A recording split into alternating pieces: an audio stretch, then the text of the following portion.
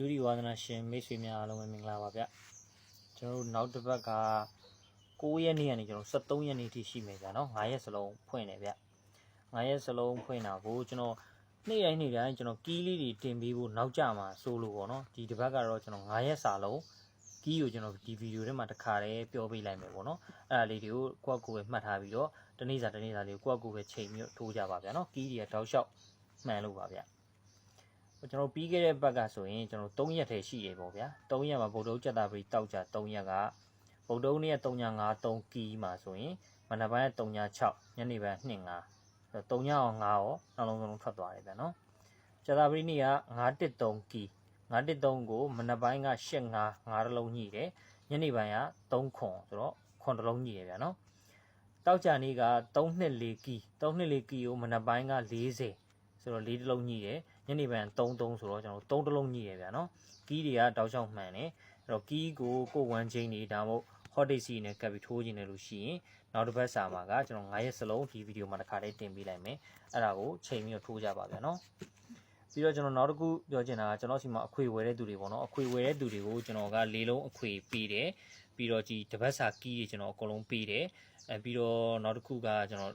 ်မွေးကနန်းနော်မွေးကနန်းကပြီးခဲ့တဲ့ဘက်ကဆိုရင်9နဲ့6 9နဲ့ပတ်သက်တဲ့9ခွက်ထဲမှာတင်ကနန်း9ခွက်ပေါ့နော်9နဲ့ပတ်သက်တဲ့တင်ကနန်း9ခွက်မှာ9 8တစ်ခွက်ပါမယ်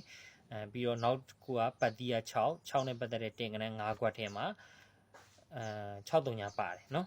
်အဲ့လိုမျိုးလေးပါတယ်အဲ့မွေးကနန်း10ခွက်ပေါ့နော်ပထမ9ခွက်ကနေပြီးတော့တစ်ခွက်ထွက်တယ်ဒုတိယ9ခွက်ကနေပြီးတော့တစ်ခွက်ထွက်တယ်နော်အဲ့ဒါလေးကကျွန်တော်အပတ်တိုင်းအခွေလာဝဲတွေအကုန်လုံးကိုကျွန်တော်ပေးနေကြပါတော့အဲ့ဒီဥစ္စာမှာသူတို့ကအခွေရောင်းတာဆိုတော့သူတို့ကအခွေတစ်မျိုးပဲထိုးကြတယ်ပေါ့ဗျာထိုးကြတဲ့အခါကျတော့ဒီပတ်တီးနှလုံးကနေပြီးတော့တင်ခွက်တွေထွက်တဲ့အခါမှာသူတို့မရလိုက်ဘူးပေါ့နော်10ယောက်မှာ10ယောက်လောက်ကမရဘူးဗျာနော်အဲ့လိုဖြစ်ကြတယ်ပြီးကြတော့သူဒီဟာကျွန်တော်ကတော့ပေးတာတော့အပတ်တိုင်းကျွန်တော်အဲ့တင်ကနန်း9ခွက်တွေကတော့ကျွန်တော်ပေးနေတာပဲဒါပေမဲ့သူတို့ကမထိုးဘူးဗျာသတိပဲမထားမိရလားတော့မသိဘူးပေါ့နော်မထိုးကြအောင်အဲ့တော့ကျွန်တော်ဒီတစ်ပတ်ကိုကဘယ်လိုလုပ်မလဲဆိုတော့ကျွန်တော် group လေးဖွဲ့လိုက်မယ်ပေါ့ group လေးဖွဲ့ပြီးတော့အဲ့ဒီမှာကျွန်တော်ထိုးရမယ့်အကွက်လေးတွေကိုကျွန်တော်ရွေးပေးမယ်တင်ကနန်း9ခွက်စီရ10ခွက်ရပြီးတော့ကျွန်တော်ရဲ့အခွေရပေါ့နော်ကျွန်တော်အဲ့ဒါလေးကို group လေးဖွဲ့ထားပေးပြီးတော့ကျွန်တော်ရွေးပေးမယ်ပေါ့နော်သူတို့လည်းမမေ့အောင်လို့ကျွန်တော်အဲ့လိုလေးလုပ်ပေးဖို့ကျွန်တော်စဉ်းစားထားတယ်ဗျာနော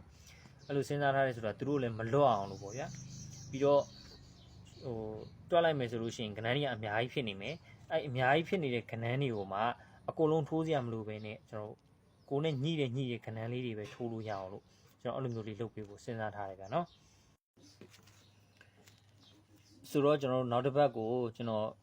ပြီးခဲ့တဲ့ဘက်ကကီးလေးတွေကျွန်တော်ပြီးခဲ့တဲ့အခွေနဲ့ပြီးတော့မွေကနန်း10ခွက်နဲ့ကျွန်တော်ဥပမာလေးရှင်းထိုးပြီးတော့ကျွန်တော်တခုပြောပြပေးမယ်နော်ကျွန်တော်ပေးမဲ့ပုံစံလေးပေါ့ဗျာ group တွေမှာပြီးခဲ့တဲ့ဘက်ကဆိုရင်အခွေက၄လုံးအခွေကအပူပါခွေဆိုတော့ကျွန်တော်16ခွက်ရှိမယ်မွေကနန်းက9ခွက်2ခုဆိုတော့ကျွန်တော်10ခွက်ရှိမယ်နော်9နဲ့ပတ်သက်တဲ့9ခွက်ရယ်6နဲ့ပတ်သက်တဲ့9ခွက်ရယ်ပြီးခဲ့တဲ့ဘက်ကပေါ့နော်10ခွက်ရှိမယ်အခွေက16ခွက်ဆိုတော့10ခွက်ကအားလိုက်အကွက်20ရမယ်ဟို16ခွက်ကကြတော့အားကြမလို့16ခွက်အားပြီးသားဆိုတော့အားလုံးပေါင်း36ခွက်ဖြစ်သွားမယ်နော်36ခွက်ကိုကျွန်တော်36ခွက်လုံးထိုးစရာမလိုဘူးနော်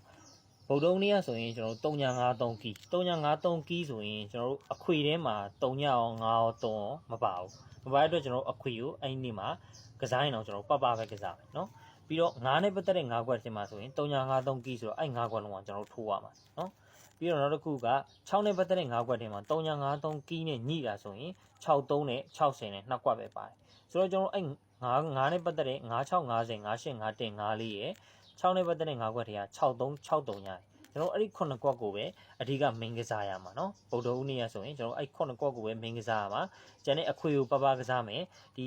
ကျန်တဲ့ဒီ10ခွက်ထဲကကျန်တဲ့ဒီ3.53ကီးနဲ့မညှိတဲ့ခဏတွေကျွန်တော်ပပပဲကစားလို့ရတယ်เนาะအဲ့တော့အဲ့ပုံစံနည်းနဲ့ကစားမယ်ဆိုတော့အခွက်ကလည်းနည်းသွားမယ်ပြီးတော့ကျွန်တော်တို့တင်ထိုးလို့လည်းရတယ်ပေါ့ဗျာ9ခွက်တွေဆိုအပန်းမကြီးတော့ဘူးเนาะကျွန်တော်တင်ပြီးတော့လည်းထိုးလို့ရမယ်အဲ့လိုမျိုးလေးကျွန်တော်နောက်တစ်ပတ်မှာစပြီးတော့ကျွန်တော်ပေးမယ်ဒါဆိုလို့ရှိရင်သူတို့ဒီအခွေတွေကပဲထွက်ဒီမွေးကနန်းတွေကပဲထွက်ကျွန်တော်စီမှာလာဝဲလေးလုံးဝမလွတ်တော့ဘူးเนาะကျွန်တော်အဲ့လိုလေးလုပ်ပေးမယ်ဗျာเนาะအပတ်တိုင်းကတော့ကျွန်တော်တော့၄လုံးအခွေပေးတယ်ပြီးတော့မွေးကနန်း9ခွက်2ခုခါကျွန်တော်တော့အမြဲတမ်းပေးတာပဲကျွန်တော်စီမှာဝင်နေကြသူတွေဆိုတော့တိမိလိမ့်မယ်ဗျာเนาะကျွန်တော်အမြဲတမ်းပေးတယ်အပတ်တိုင်းအဲ့ဒီ2ခွက်ကအမြဲတမ်းထွက်တယ်ဒါပေမဲ့သူတို့မပေါက်တာများတယ်ပေါ့เนาะဒါကြောင့်မို့ကျွန်တော်လာမယ့်ဘက်ကိုတော့ကျွန်တော်အဲ့လိုလေးပေးမယ်အဲ့ဒီ group တွေမှာလည်းကျွန်တော်အနီးကပ်17နာရီ15လောက်ကျွန်တော်အနီးကပ်ရရင်တက်တော့မှလည်းကျွန်တော်တင်ပေးမယ် group တွေကလူတွေလည်းကျွန်တော် group တွေကိုပို့လိုက်မယ် ဒါဆိုလို့ရှိရင်ကျွန်တော်တယောက်ချင်းစီလိုက်ပြီးနေကြမလို့တော့ဘူးဗျာ